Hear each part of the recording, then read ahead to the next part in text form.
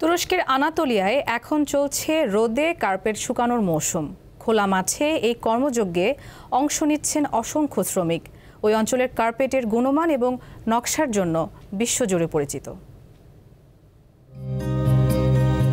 শুকনো জমির ওপর বিছানো রঙের ক্যানভাস, প্রতিটি কার্পেট যেন একটি গল্প। যতদূর চোখ যায় ছড়িয়ে আছে রং বেরঙের হাজারো গালিচা। সূর্যের তাপে হাতে বোনা কার্পেটের রং পাকা করার এই পদ্ধতি তুরস্কের অনেক পুরনো ঐতিহ্য। এতে উজ্জ্বলতার পাশাপাশি নকশা হয়ে ওঠে স্পষ্ট ও আকর্ষণীয়। তুরস্কে কার্পেট শুকানোর জন্য মাঠ ব্যবহার করা হয়। পণ্যটি তৈরির পর পরিষ্কার করে রোদে দেয় শ্রমিকরা। এভাবে কার্পেট শুকানো দেশটির এই শিল্পের একটি গুরুত্বপূর্ণ দিক।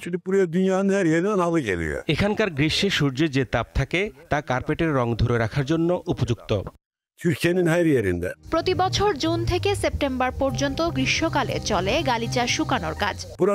এখানে ইরান, আফগানিস্তান, মলদোভা থেকেও কার্পেট পাঠানো হয়, যাতে রঙের পাশাপাশি বুনন টেকসই করা হয়।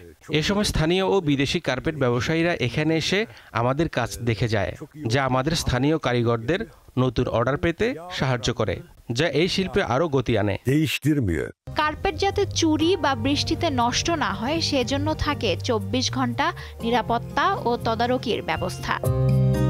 লুৎফা ফৌজিয়া, দীপ্ত, বার্তাকক্ষ।